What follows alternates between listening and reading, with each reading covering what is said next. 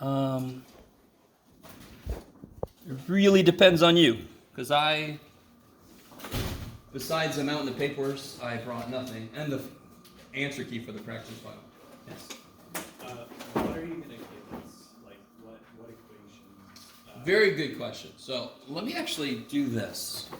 I want to point something out. I'm not sure if everybody noticed this. Okay. Not good. Okay. Did you try turning it off and turning it back on again? Yes. And it worked. Did everybody notice all the stuff? I think I emailed out about all the stuff I threw up in Canvas. Did I? Yeah. Yes? I just put something else up in there. Let me show you. Dooby dooby doo. Oh, dooby dooby. Let's see if Jeff remembers his freaking... Did I change to Jeff? I might have changed to Jeff. Hold on. Missing an off. I'm missing a what? I know your name. Oh, yeah. Thank you. I forget, come on. I forget. There's too much other stuff I got to remember. Did I spell it right? Oh, maybe I'm Jeff now. Everybody just hold on. Dadgummit. This stupid little thing. Somebody else, I keep saying, don't show this again, and then it shows it again. I'm like, whatever.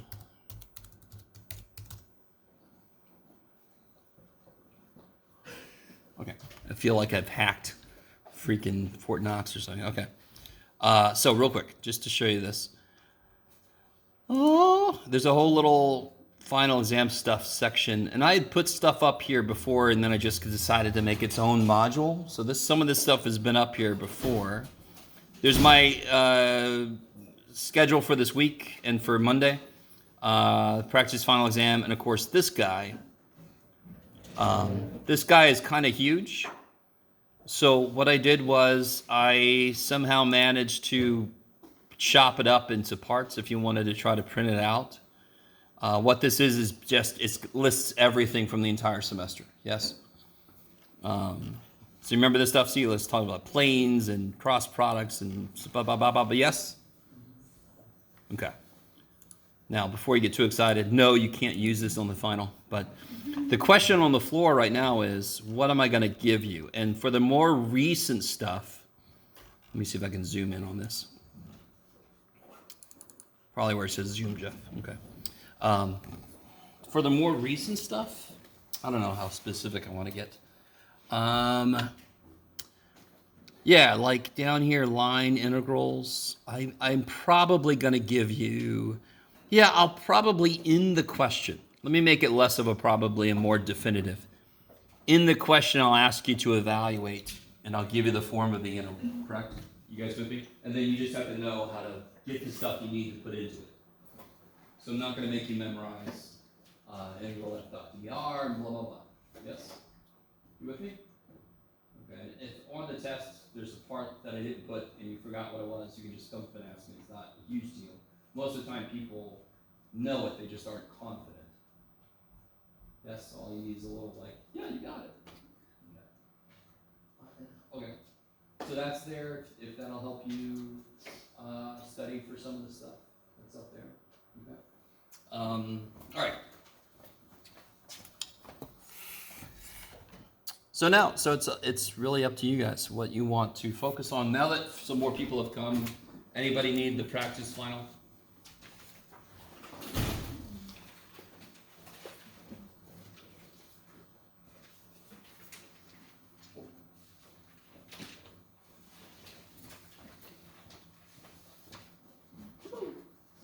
All right.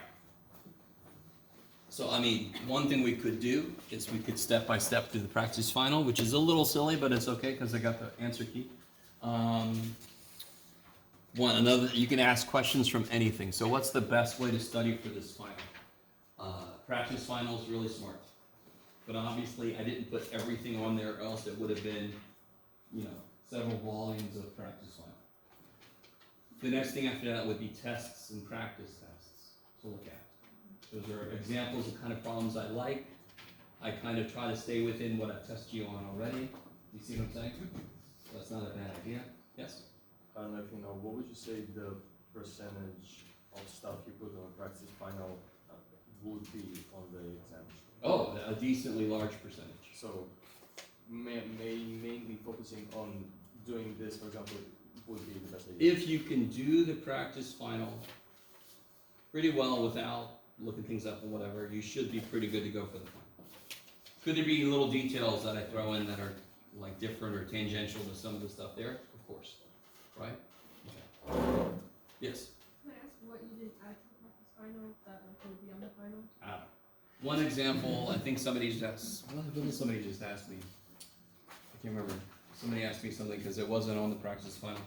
Contours? Yeah, thank you, Zach.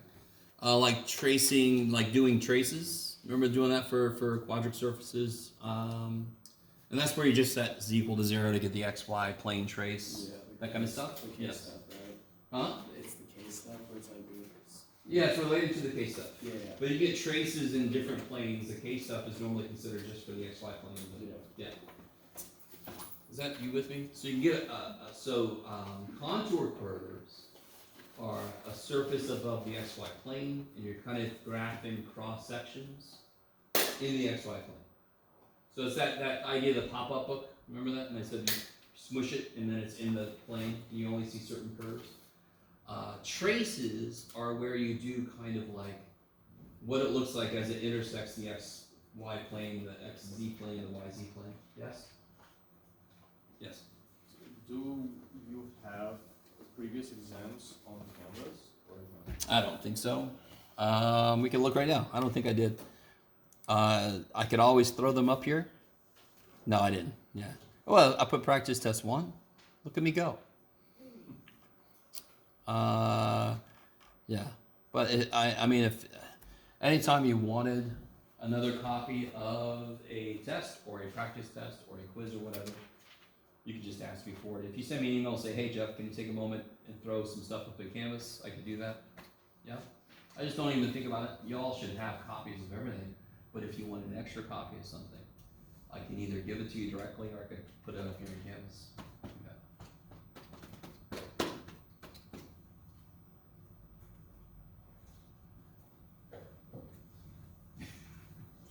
If nobody's asking anything, the floor is entirely yours. Yes. What's the homework that's due? Oh, up through 16.6. 16.7, 8, and 9 were made extra credit, and I covered them remarkably quickly. 16.6 is the backbone of a lot of things. 16.7, 16.8, 16.9 just kind of take off from that idea. Like, for example, Stokes' theorem is Green's theorem elevated to the next level, dimension-wise.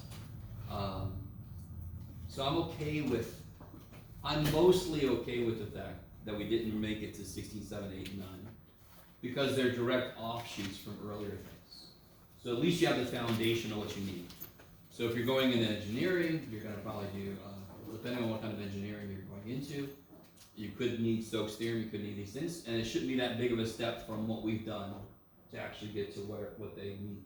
Yes. If you're going into physics, you're definitely going to use like Green's theorem in electromagnetic theory stuff. You use Green's theorem all the time. Green's theorem kicks so much ass in simplifying funky ass charge problems. But it all depends on where you go. Which ones did you say were extra credit? Well, in addition to anything I said earlier, 16.7, 16.8, 16.9. So if you're in WebAssign, it says extra credit next to that. Okay. By the way, your WebAssign grade is not your homework grade. Because I let people who do the textbook stuff miss some questions and they still get full credit. So I do the same thing with WebAssign. Yes. So depending on the homework assignment, I have, normally the cutoff is somewhere in the 80s, 85%, something like that. So if you got above that for most of the sections, you got full credit for the most part. Yeah. You guys at all with me on that? Yes? Okay. I think I opened everything up on WebAssign just earlier, just because. Get back in there and finish up whatever you didn't finish up. Yes? Yes. The extra credit things, they're not gonna be on the test except for like maybe a bonus question or something? Oh, yeah. So I'll I'll be certain to put at least one bonus question from at least one of the extra credit sections to give those people that actually did that something to showcase what they've done. Yes, on the fun. But I wouldn't put it as a normal question. That would be really evil. So, if you want to go over questions from the last quiz, if you want to go over questions from homework, if you want to go over questions from the final, it's completely up to you what we want to focus on. If we have no idea, I might just start doing problems from the final, the final. Practice final, yes. Did we go through one? Sure.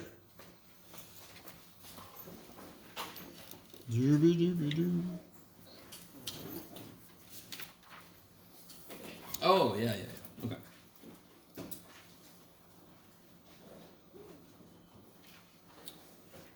Aw. Oh no, you poor little dude. Alright, I have to reboot this little dude. Poor little guy. 4, 3, 4, 5, 6, 7, 8, 9, 10. Okay. What was the best part of class? Watching them replug the stupid.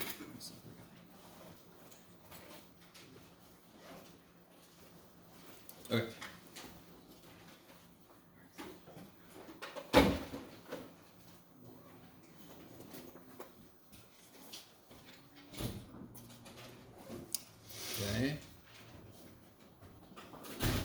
Okay.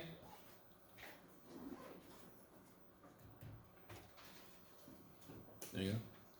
See if it'll zoom now.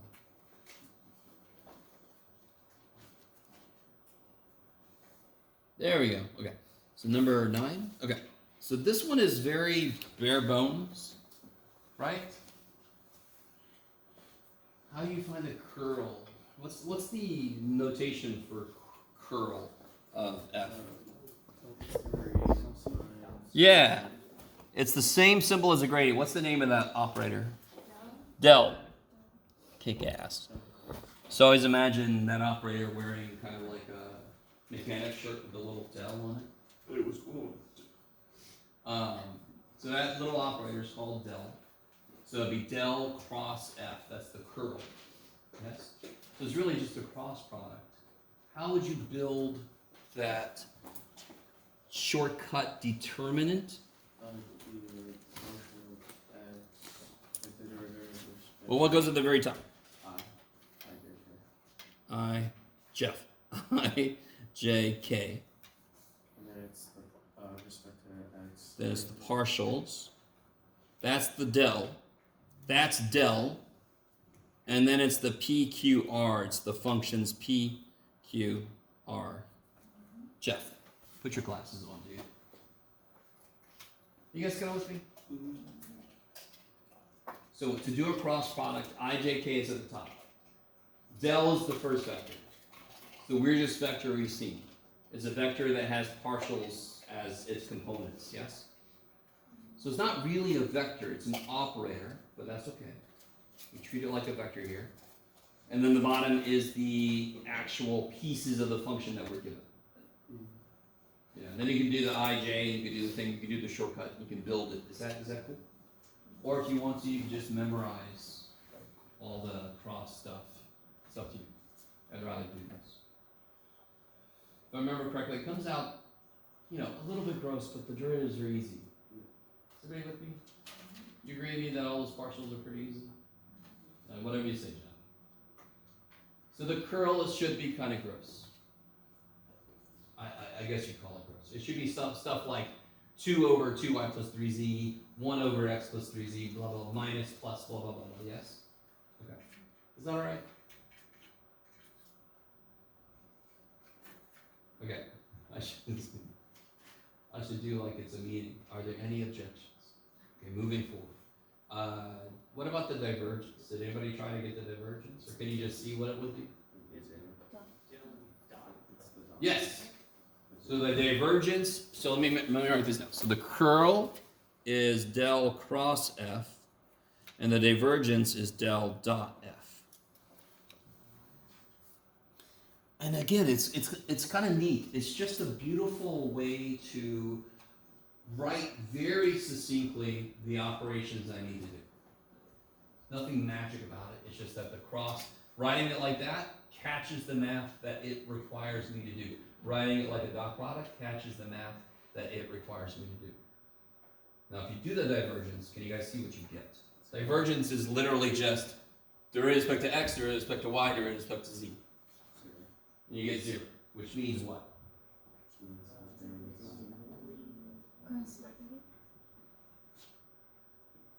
If you put something in it, it wouldn't go out, it would just like be spinning?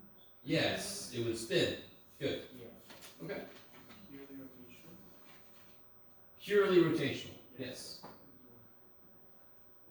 So does that mean, could that mean it's either, like, if we have the graph that we set up, it's either perfectly, all curled, or it's equal parts going in and out? Oh, you mean for... For divergence. Oh, if the divergence is f, is 0. 0. It could be either of those things. So for example, we did a while back, we did a purely rotational thing, yes?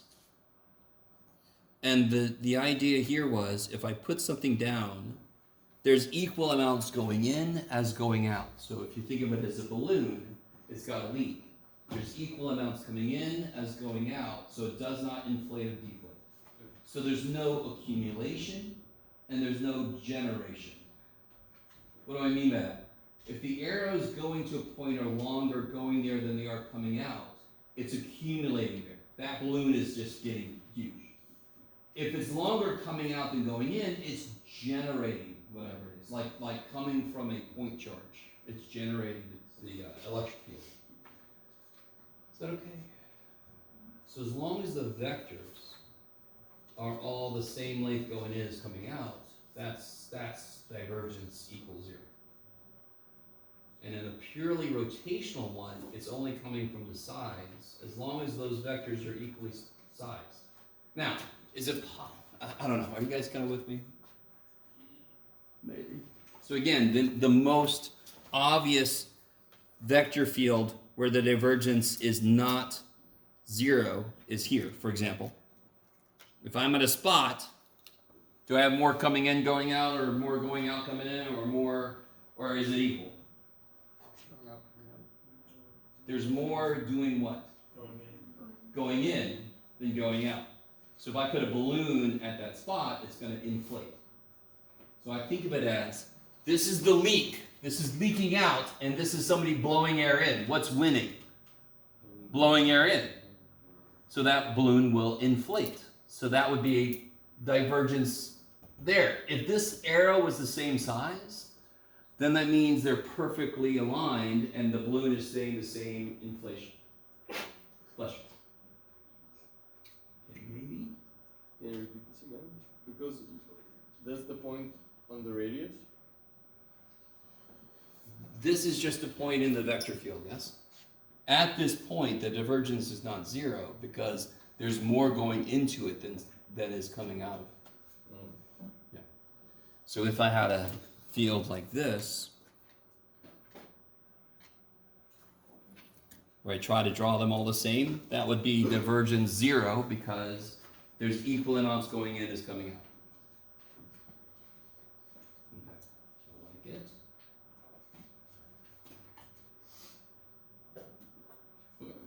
I like it. If the curl was 0, what would that mean, of course? Yeah, that means a couple things that are interesting. It's purely divergent. What else does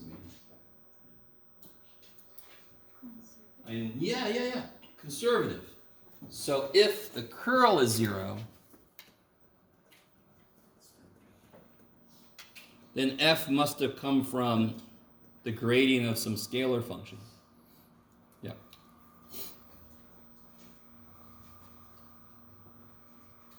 So real quick, which problem was it? Somebody was asking about this. Oh yeah, this problem right here. How do you do this problem? Number 6A.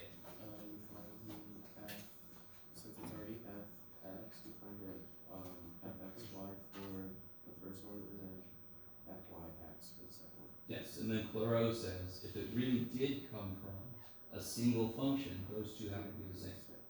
If each piece came from its own function, those don't have to be the same. You guys all with me? In fact, if those are the same, then there is a function that would operate as if it came from that function. So if I start with a function and I take, so if you give me any function you want, somebody give me a function of two variables. Give me some. X plus 5y? Sure, okay. Can we make it x squared plus 5y? How about x squared plus 5yx? Okay, so what is the gradient of that? 2x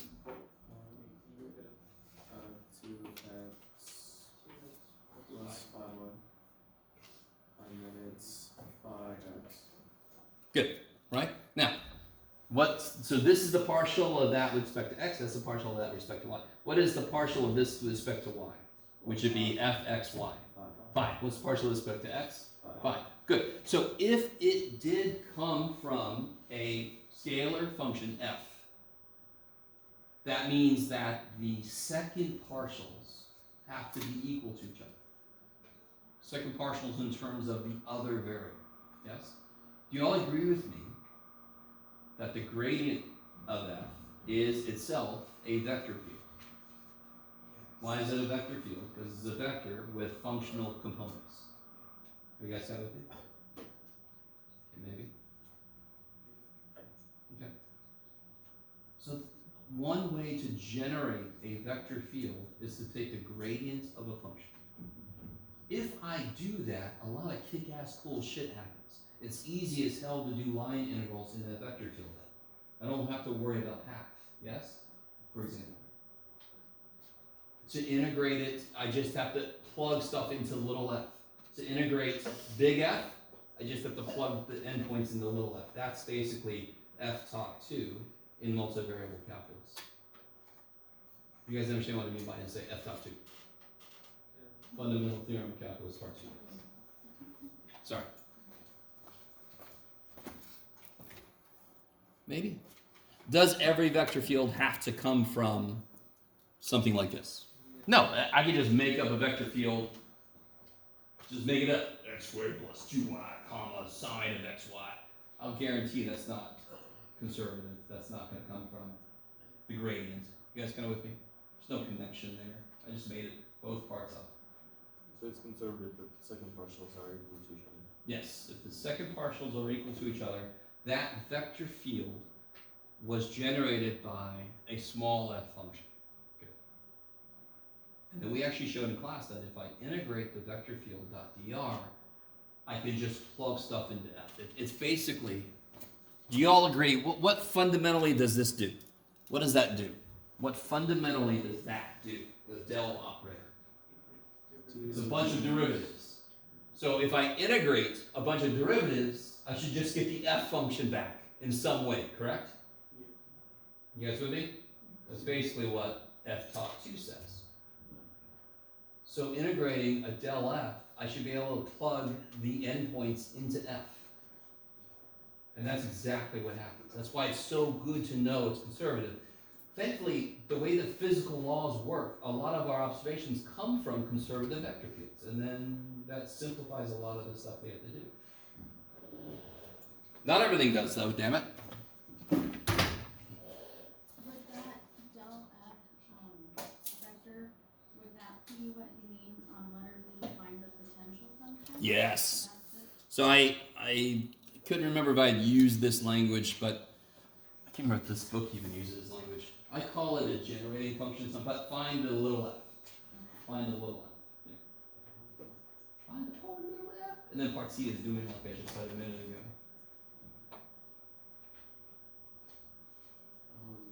Are these cylindrical coordinates going to be given to us on the test, or do we have to memorize them?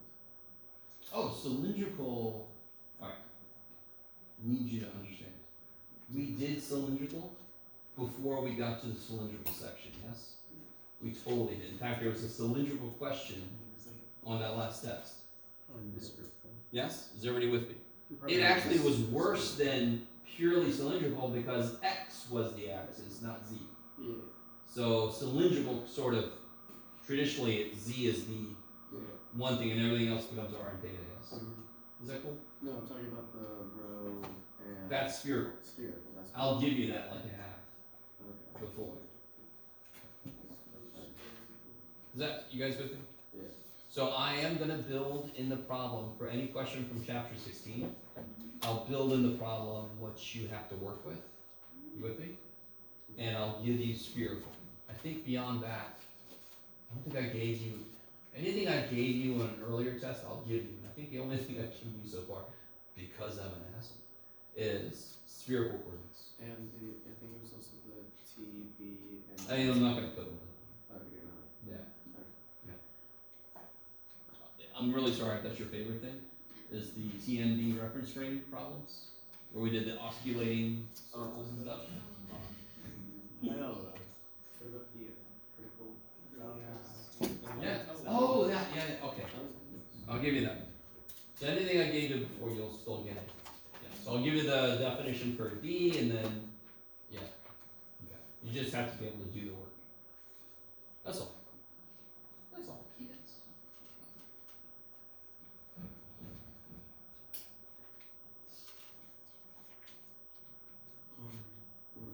Number 7 would be better than cylindrical. Oh yeah, did I email you guys about that? Yeah, I meant to be cylindrical here. I think I had a different problem there before. Yeah, that would so suck Yeah. in spherical. I mean, that would so desperately suck. What is it about that problem that, instead of you tried spherical, it's disgusting. What is it about the problem that tells you cylindrical would be good? Yeah, x squared, y squared obviously lives in the xy plane, and those become r. They become dr and d theta in cylindrical. In spherical, x squared plus y squared isn't even a complete idea, right? And the limits are the square root of 4 minus y squared in spherical? No. No. No. So yeah, that one should be cylindrical.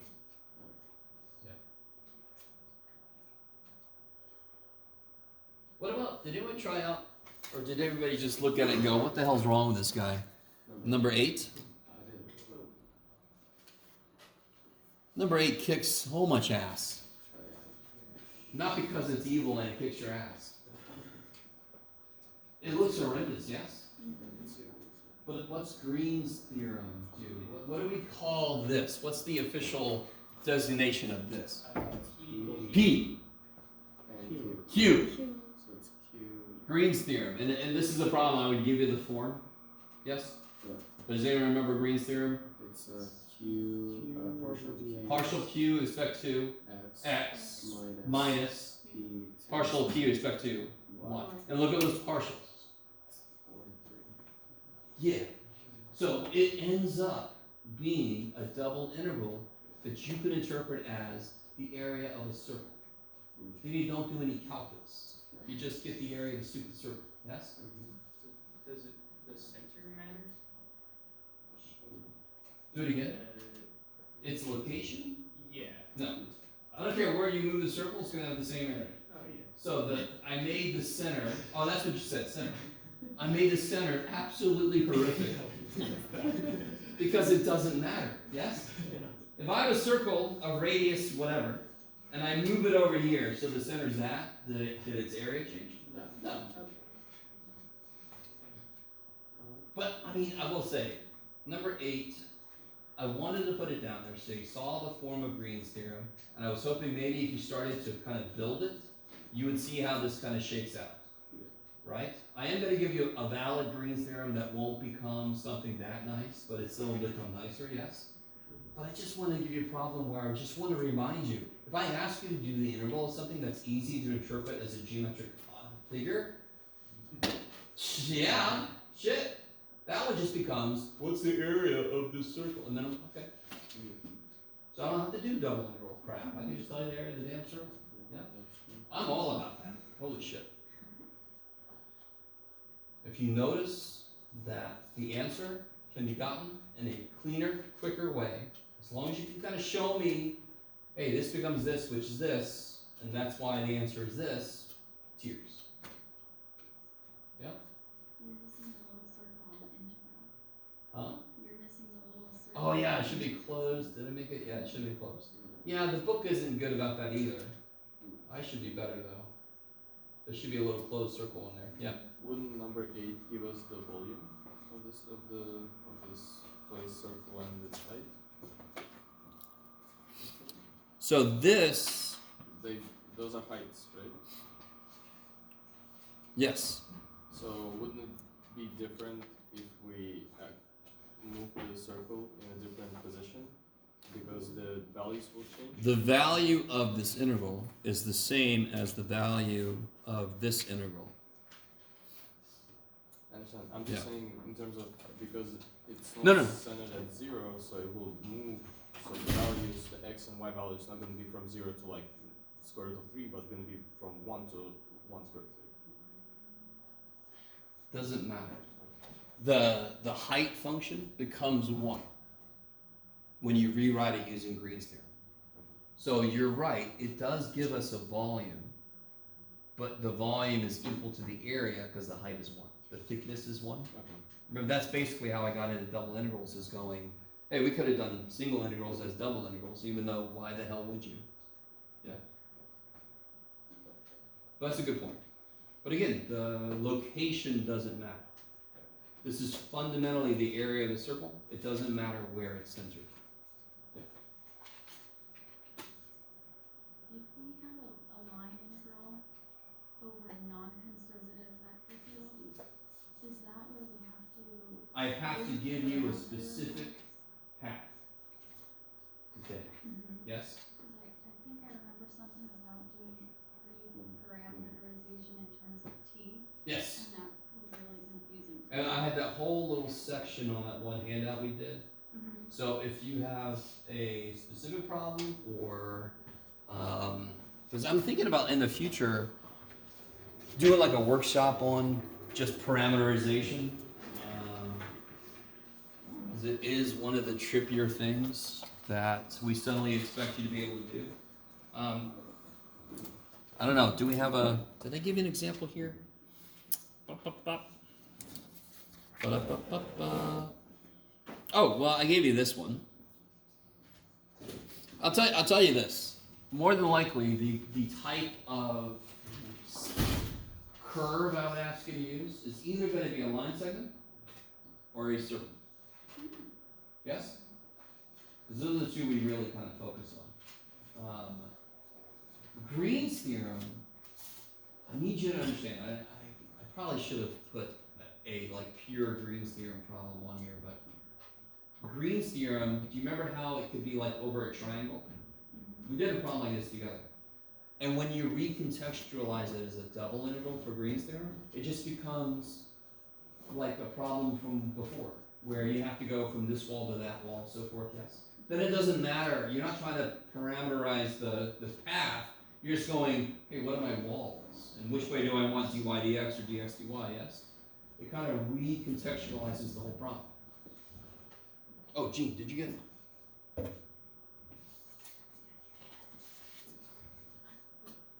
She's like, I tried to stick out, Jeff. Okay.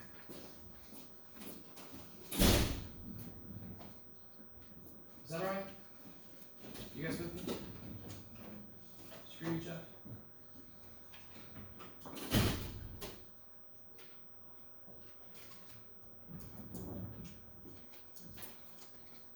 You gotta head up?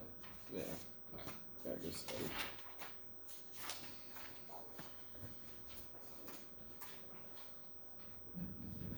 You gotta head up. Thank you.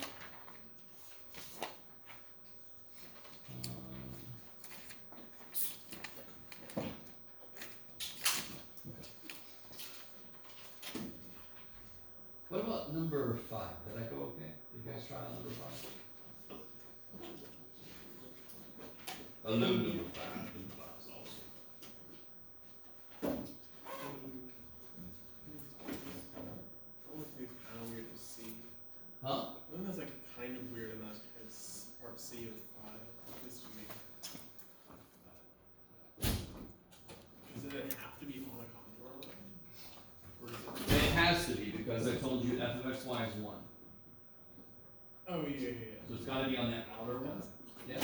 So we'd have to So go it's to got to base be line. on a contour line. But specifically the one where the height is 1. Yeah. Oh. If I move in the x direction, I should go down in height. So yeah, so you guys start to see. So it's got to be on this curve on the outside because I said it's got a height of 1. If I move in the x direction, my height should decrease. So it can't be over here. It's got to be over here. So my height decreases. Yes.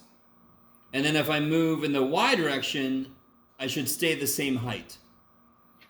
So that means from this way, I should be at the bottom of a parabolic kind of arch. Do you guys see what I'm saying? So that means it would be like right there. If I move in the x direction, do I go down? Yes. If I move in the y direction, do I stay on the curve? And I mean infinitesimal move. The mistake people make is they actually move like as long as that arrow is. But we know better. We know that motion in this case is dy. It's infinitesimally small motion. If I'm at the bottom of a parabola, what's the slope? If I'm at the vertex of a regular parabola, what's the slope? 0. But if you move over a little bit, don't you go like that? But you've moved way too much, yes? I'm talking about infinitesimal motion. Maybe. Maybe? Yes? So could you do the other side where, like, that, almost that top right corner? Because f is 1, x is greater than 0. Like up here? Yeah.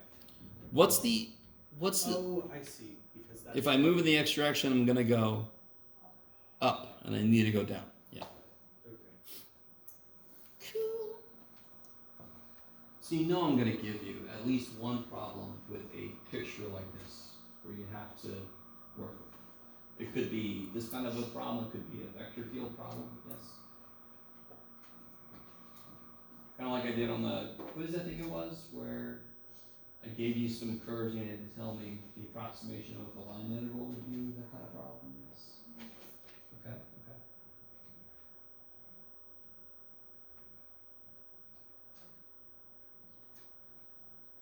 Yes? We all remember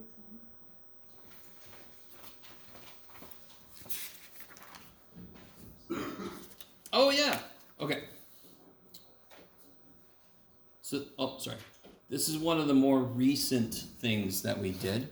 So what do I need to set up first to get this thing started? Say again?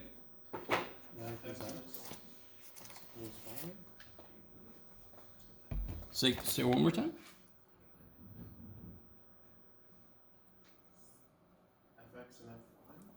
fx and fy. fx and fy. And what do you mean by fx and fy?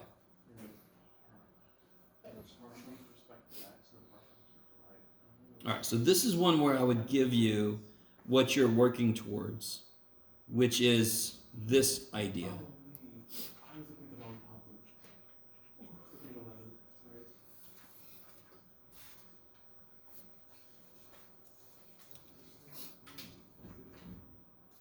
So what is R? Let's start there. What is R? R. You could do it. Oh, u squared. Yes. It's U squared. UV. 1/2 V squared. And can you get RU and RV pretty easy? And then you can cross them, yes? Somehow, like backstab them. Sorry, no, or take the cross product. Don't you cross me. So that one's definitely one I would give you what you're working towards. Yes, you have to remember how to build R, and then take the partials, do the cross product. So you have to know how to do the work, but I'll give you the form of the integral, so you know what you're working towards. Yes, because we didn't work too much with that, but each step you can do. Each step is built on stuff from like chapter 12. Yeah. So in this type of problem, would have you given us the double integral? Yes. Okay. I would say find the area of the surface, blah, blah, blah. use this, and then I'd have that. That's good. Yeah, so you kind of know what your goal, and you need to build that interval so you can evaluate it. The DA, here's what's really cool about doing it this way. We built this so that everything depends on U and V. And what does the area in the UV plane look like? So it's a rectangle, yeah? So then your DA is just going to be du, dv, or dd, du. Doesn't really matter. Your limits are going to be numbers. That kicks so much ass. Yes? Maybe? No? So remember that parameter domain, that UV, doesn't really exist in the end result, but it creates the end result. I can pick it up and I can wrap it around like I did that with the towel in my water bottle, I think I did. Yes. And that is how I say the word water, if I never said it before in this class.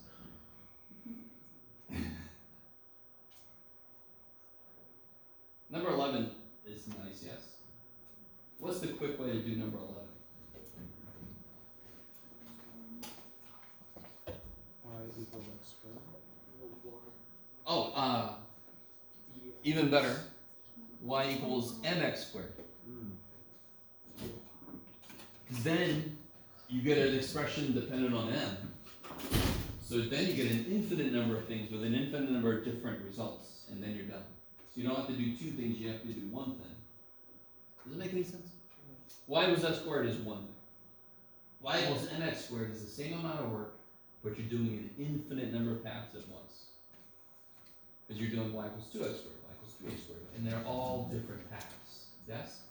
So I'm trying to get a 0, 0. Here's y equals x squared. Here's y equals 2x squared. Here's y equals 3x squared. Here's y equals 4x squared. Yes, they're just steeper versions of each other. Each one will get a different answer. Or could, I guess I should say. You might have to do another one, who knows. Do you also remember what's the two good things if you don't know what to do? What's two good things to do? Y equals 0. X equals 0. Yeah? Now if you do those, you get 0. Yeah? Yeah. So they're not good enough by themselves. Only if it goes to 0. Huh? Only if it goes to Yeah, you gotta be really careful. In this problem, it does go to 0. So you gotta be really careful. You guys understand this by now? If I was going to the point 1, 1, why could I not use the path? Well, obviously I could not use the path y equals 0. Is that cool? Yeah.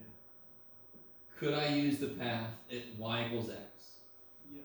Yes, as long as the limit as x goes to 1. Then I'm going to the point 1, 1, correct? So you have to be very careful about what point I'm actually going to. I am almost definitely going to give you a 0, 0, just so you can focus on the methodology of it. I'm not trying to be tricky. Yes? Can I ask one question? No. For Yes. for back to question 10, that equation you gave me and this one, the square root 1 plus blah blah blah. Oh, where are you at? Let me make sure that's the same kind of problem. Page 1179. 1170? 179. 1179? Yes. Okay. Oh.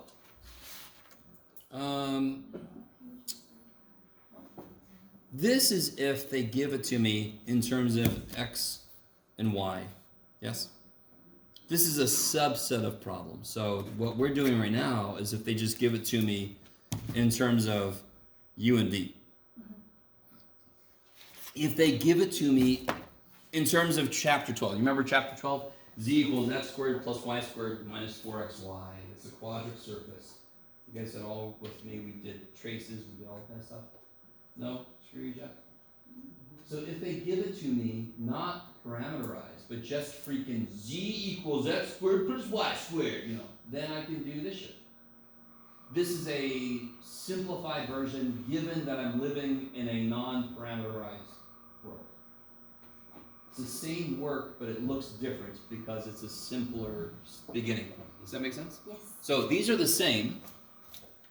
But this is what it looks like if it gives me z equals blah blah blah, and this is what it looks like if it gives me r equals function of uv comma another function of uv. Yes. Didn't that when you showed just a second ago, that was just X and Y? Yeah. Isn't that looked the same as the old surface area? We did surface area before. What's neat is this is the length of a line segment if it's dy dx, and then this is the surface area. Makes sense. Length of a line, and you are now adding another direction. You're adding another direction to go in, yeah. Yeah. So you see that all the time. Especially, I mean, 281. That's why I keep going back to 180 because 281 is just it's this, but we're able to go another direction. So that's why it kind of doubles.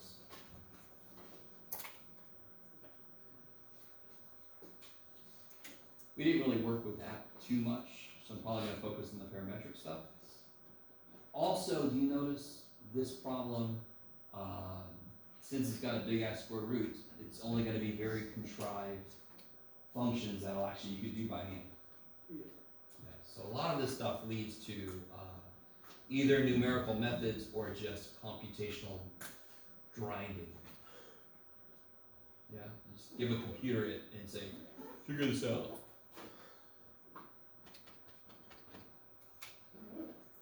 Computers will rise up and they will make us sit in a corner writing something just to get even with us for making them calculate stuff. Oh, did you get? Let me go ahead and give you guys the answer key.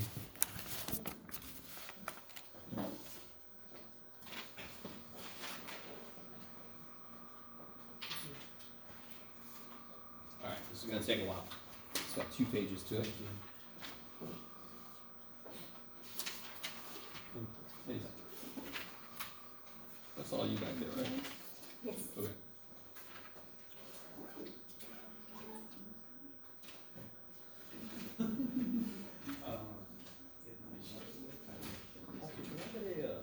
Copy of the Yeah. Let me get back up. take your time. I have another hour. 2 extra copies are still. Oh, yeah, yeah. And if I Hold on, let me get back up there. Remind me.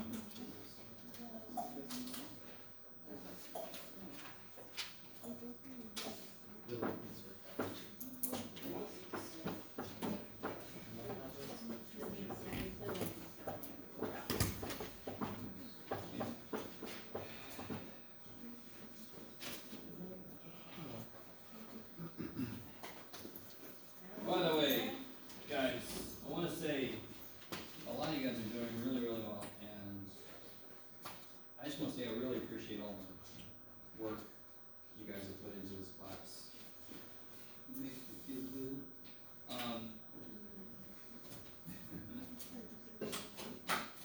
So, and don't forget, I am going to, I think I did this on the last grade sheet. I'm going to count your highest test grade for a higher percentage because I took that test 4 option away. Because, I don't know, I'm evil or nice, it depends on your perspective. Did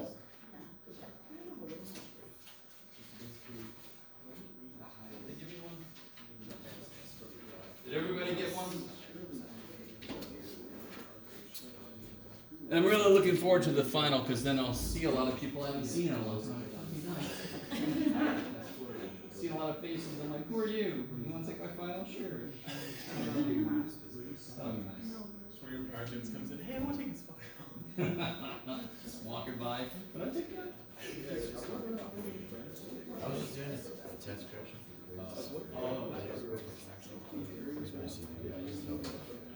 I was trying to do it So from the very beginning, this is rho squared, right? So rho equals 1, so rho equals 3. So like, thing will be 1 to 3. Because you're going from a sphere of radius 1 to sphere of radius 3. Yeah, I got that part. Okay. And then twice the distance, okay? So the distance from XYZ to the origin in spherical is just rho. So your function's gonna be 2 rho. 2 rho. Yeah. And then your angles are gonna go from 0 to pi over 2 pi because you're going here. Remember that? Yeah, because you want to get all of it. Gotcha. So it's kind of like you want to go over the entire outer sphere minus the stuff on the inner sphere. Yeah. But that's what 1 to 3 does. This carves out that 1 to 3. Yeah. So that should be 0 to pi.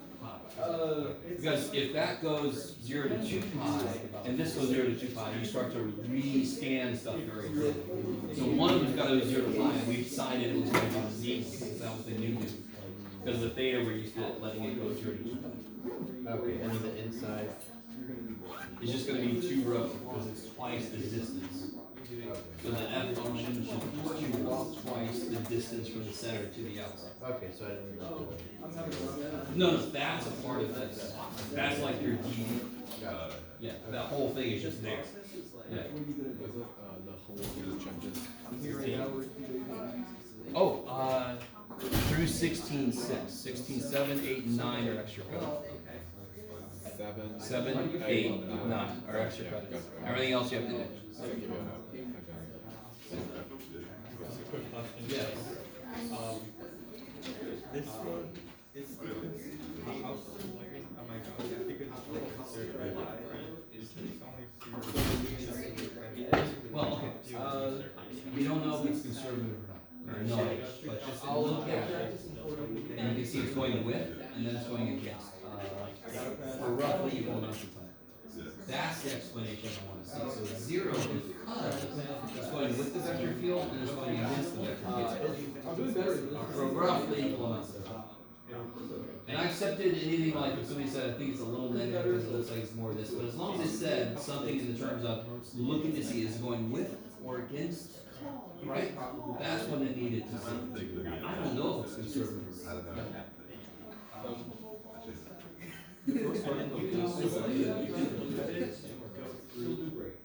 Yeah, because they both live in this length, so the cross product is this. Just the length of the cross product would be different.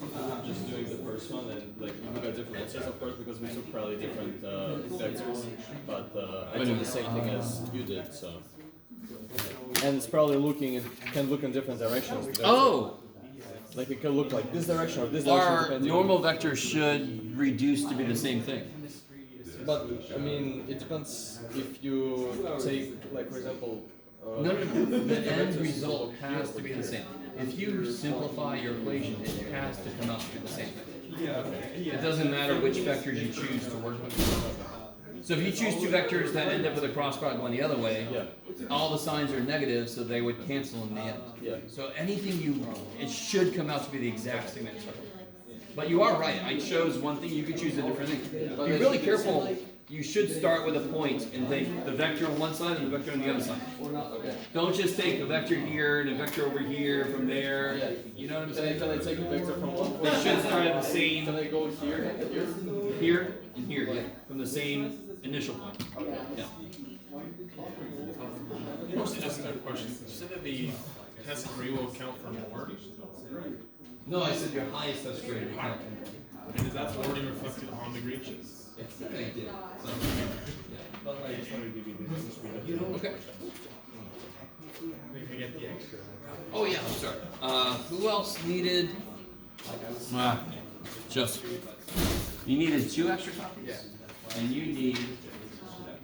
Well, you get to have the one that. No, like the answer sheet. Oh, answer sheet. Okay. So here, you can have a nice clean one. That'd be nice. And. I know. It's 1, 2. Yes. Yes. I didn't give it back to you? Was it on Wednesday? It should have been in the stuff I gave back. Didn't it?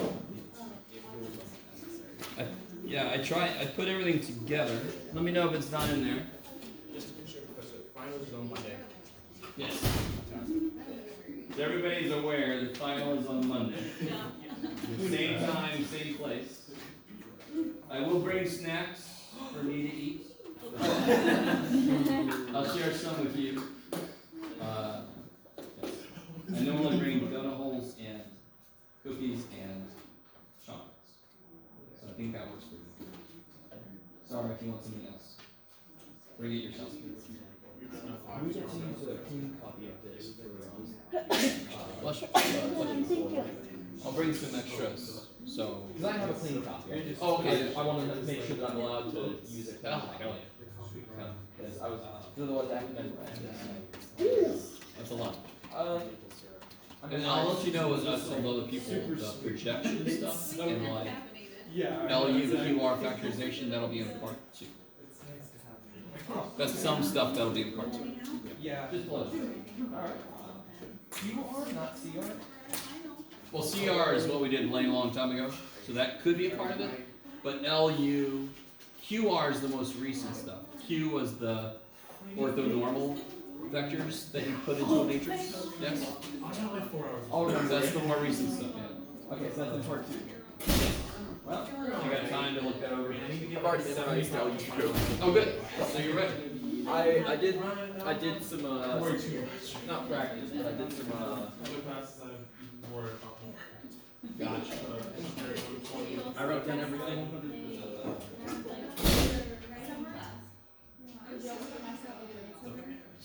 Grading summary? Oh, the grade sheet? Yes. You didn't get anything? No. Alright, hold on. Statistics doesn't work. How is the website only 3 people there? I don't know. Statistically, should be. Sophia. Yeah. Okay, here. Oh. Yeah, it's weird. I'm sorry. I had both of those things. I thought I gifted it to you. Yeah. Thank you. Figure out if I need to memorize this sheet or.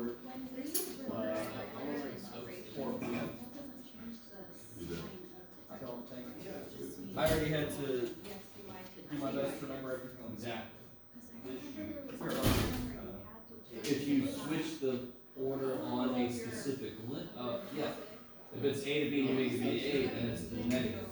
But if you just are scanning the region in a different way, that's not going to change the sign of the result. No, I mean, Yeah, excellent. if you scan, Hopefully you've got like, this is dumb. But if you scan a region backwards for some reason, then of course that's equivalent of A to B becoming B to A. So if you do anything like that, if you switch the order of a limit by itself, then it becomes the opposite sign. But if you're just scanning it X to Y versus Y to X, the sign will not change. Yes. So that's why I have to tell you a specific path. I'm lucky I managed to finish last Normally we're going to use T's in this case, because we're not talking about a surface, we're talking about a line. I do want that. That just needs one parameter, yes. A surface needs 2 parameters. So that's going to be that interval of f of r of t dot r prime of t. Remember that? Okay. I understand.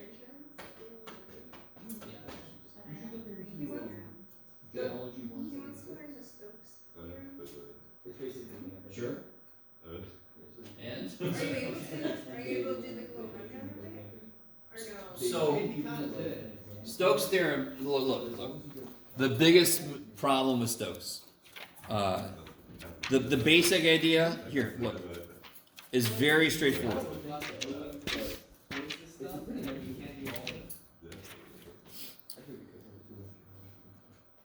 So that's Stokes' theorem. So and what's the other, let me see. Do they do the other one? No, they don't do the other one here. That's okay. So I have a line interval, and then S is a smooth surface.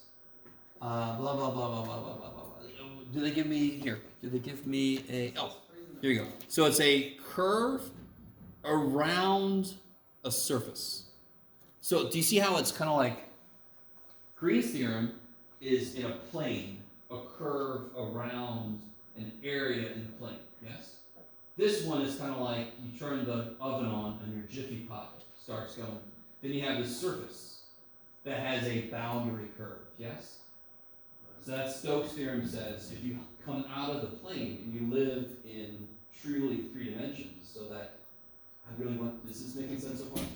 So Green's theorem, plane, area, boundary curve, yes? Stokes' theorem, let the area pop up.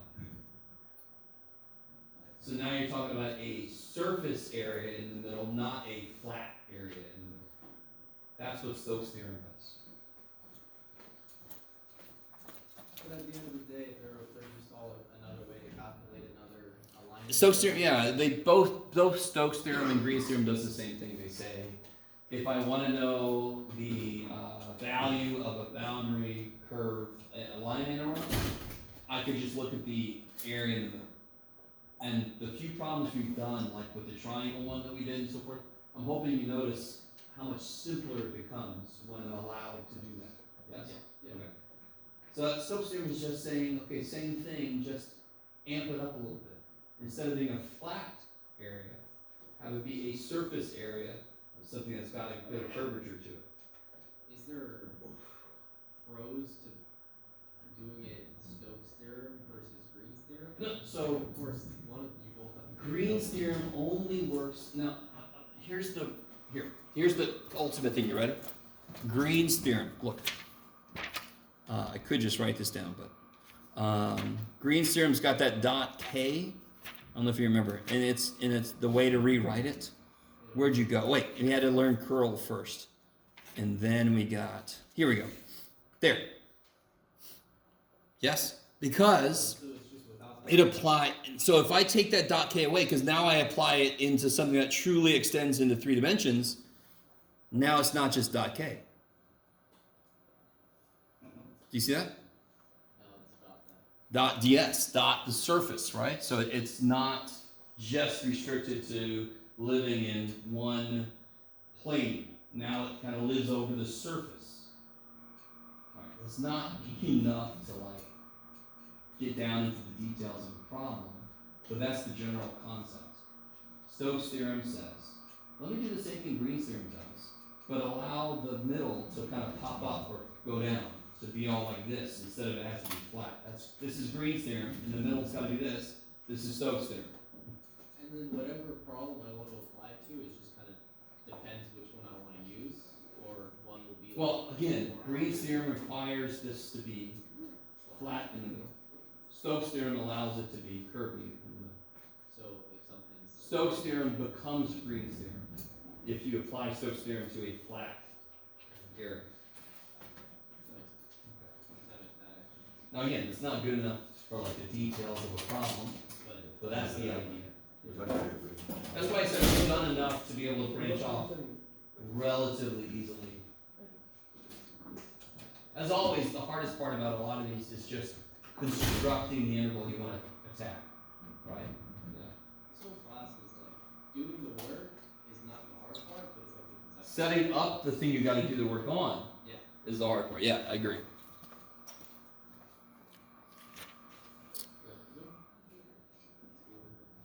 Have a good weekend. See you Monday. See you. Bum, bum, bum. Can you check this one for me? Yeah, Just they to don't do make it. sure it looks good. Oh, so you have that one. So 1 to 3, 0 to pi, 0 to 2 pi, and then 2 row, yeah. Yeah, good. Nice. Yes. When you say you're having office hours, what does that mean? Like, what will you be doing at the office hours? Just be there? Sorry. Same thing you do with every office. Just be there, yeah. You guys, I said that, I put that up there, right? The only modification I made was to add some more office hours. Yeah. So just pay attention to where I'll be. I have office hours in room when that other class gets the hell out of the way. Yes. So I'm not normally in my office for office hours. Okay. Yeah. But if it's in a different classroom, you go. It's for everybody. and then when my class starts, I kick you out. Yeah. Or if you want to sit there and listen to me talk about some other class, you can. But normally, people leave pretty quickly.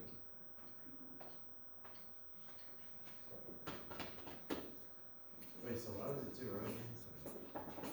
Oh, it's twice the distance. What is rho? What is rho? I'm not sure. So it's like r, right? So rho is just the radius from the center, which in this case is the origin, to a point on the surface, right? Or to a point that I want to get to. Oh, it's Since it is exactly twice the distance from the origin to a point, it's twice rho. So rho is just like what, like the arbitrary distance, pretty much, or is it like It's just a radius. a okay? So, what's r squared? The radius squared? Yeah, what's it rewritten as? X squared plus y squared. Yeah. So what's rho squared? It is the same. Just Except in 3 dimensions, so it's x squared squared.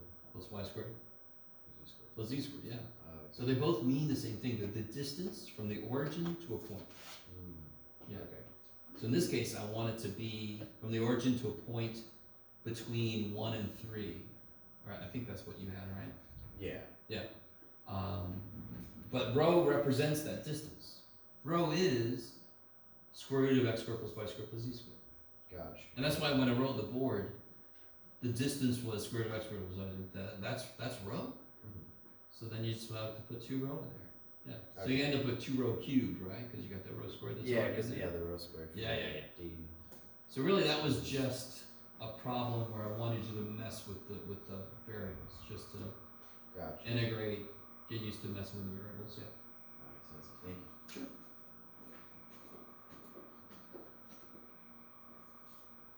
I'm on campus right now. Where Yeah. did you put your office hours on your module? It should be in the final exam module at the very top. Should say like final exam schedule or Week something. schedule? Okay. Yeah. I've got it as a list and I've got it as a grid for the week. Can we go over 16.3, number 31? Oh, that one. No, I don't know what that one is. 16.3, 31.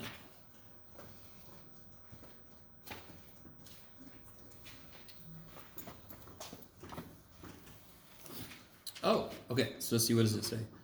Oh, is this conservative? Okay, so one thing you can immediately do is, can you imagine drawing a circle, a closed circle, that follows the vector field more often than not?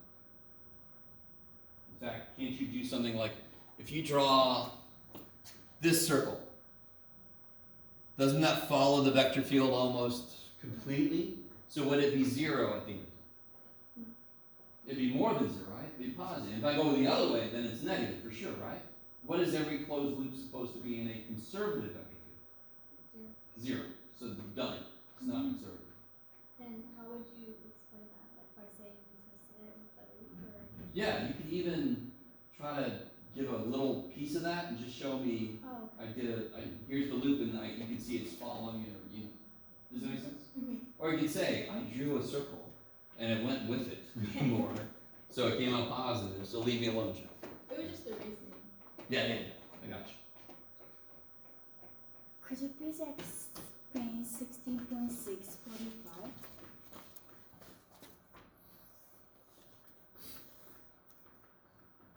So you want, okay.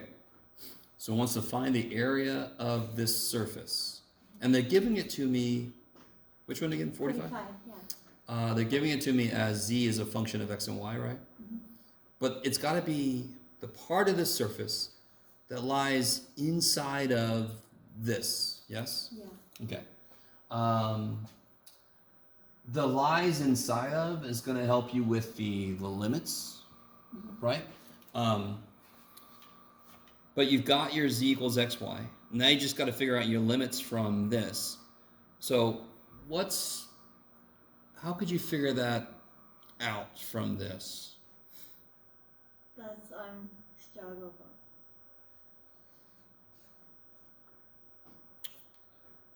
So for example, let me see.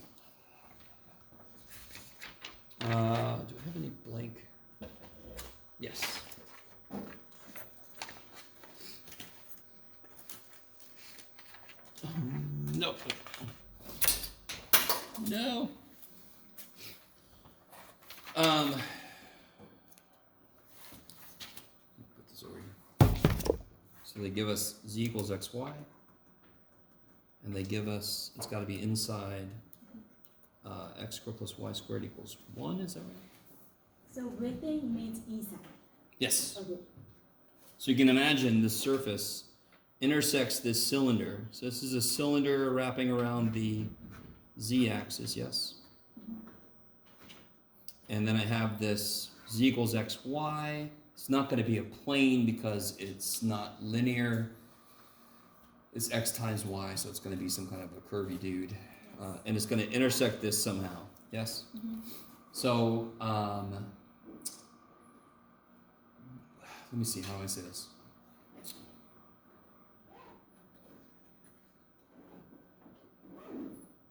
Oh. Did they give you...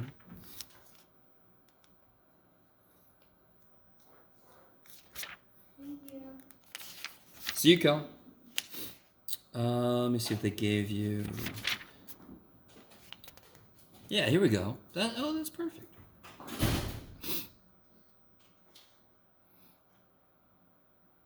Almost perfect. I see. Okay, I got you. So, if z is xy, that would mean, for example, on the surface y is z over x, or x is z over y. Is that cool? Okay. And so if you were to put, let's say, this in here.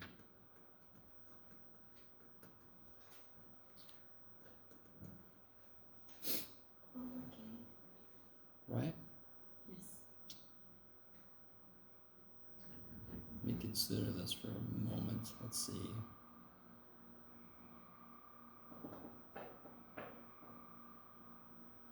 Oh, what if you put...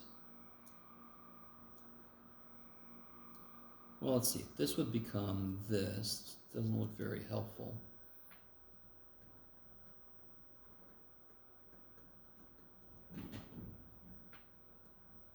Let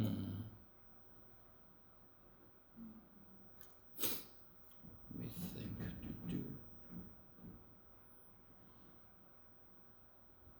What if we went the other way? Let's see.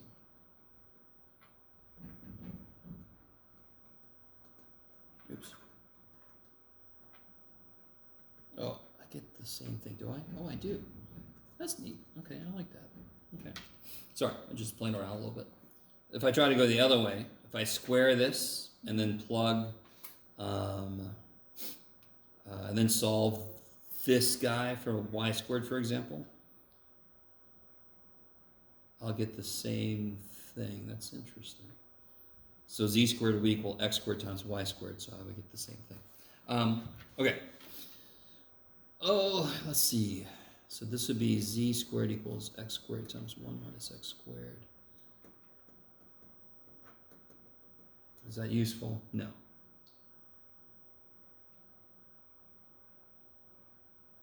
No, I don't need to. Oh, I'm being silly. Okay, I'm being really silly. Okay, let's start over. I'm making this way more than it needs to be. Z is xy. Inside x squared plus y squared equals 1. So therefore, as x goes from 0 to 1,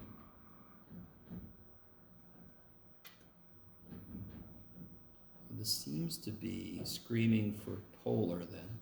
Here, let's set up the integral. This would be the integral square root of 1 plus dz dx squared plus dz dy squared. I was trying to make more of it up here, but this really just gives me the limits as I thought earlier. This would be the integral of 1 plus, I'm going to worry about the limits in a bit. I'll just put dA out here. So you, yeah, so dz dx, so it'd be y squared plus x squared. And this is very much screaming for polar, right? Yeah. So then it becomes a lot easier. Then I forgot my double integral. Okay. Yep, okay. So if you make it into polar, Now it becomes much easier, and you have to live inside of the cylinder, right? So this is me looking down on the cylinder. This is me just making it more difficult than it had to be. From the beginning, I said this just gives you the limits. So now I can change this into, what does this become? R squared. R squared. And what's dA? R d R theta. And then you got to figure out, okay, this is pretty easy. For the circle, R is going to go from 0 to 1, and theta, of course, is going to go from 0 to 2 pi. Okay. That becomes nice, yeah. So I don't know, I took this little side trip because I was being silly, but from the Yeah, beginning, it's I knew really this should just give you your limits. Thank you. You want.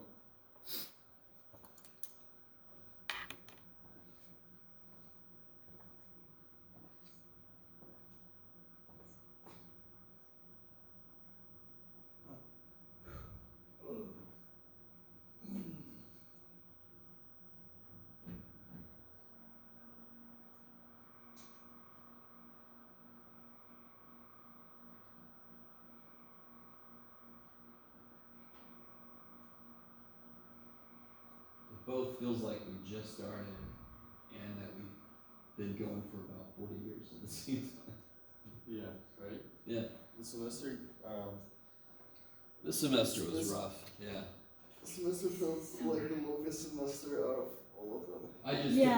I took on too much stuff. And for you guys, I mean, Calc 3 is not easy.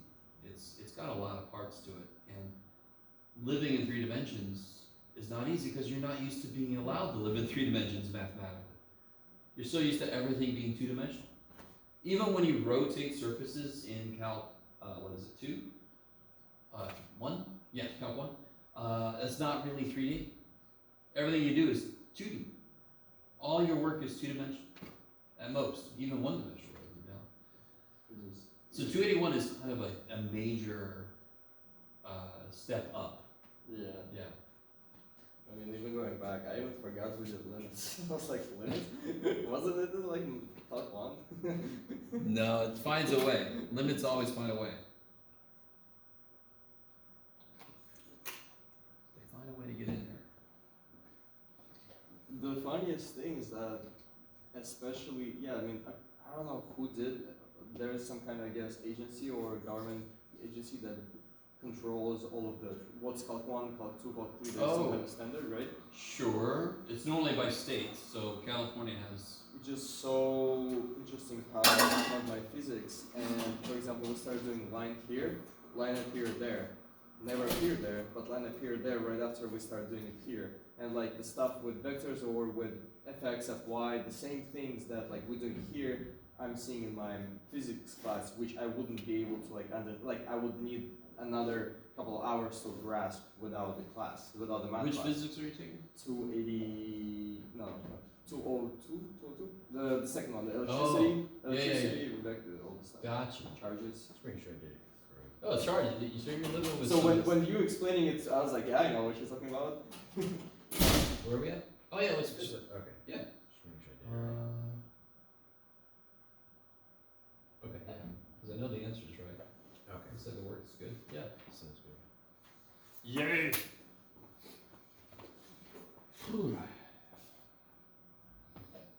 Can you explain maybe the grade thing? Okay. Yeah. Sure.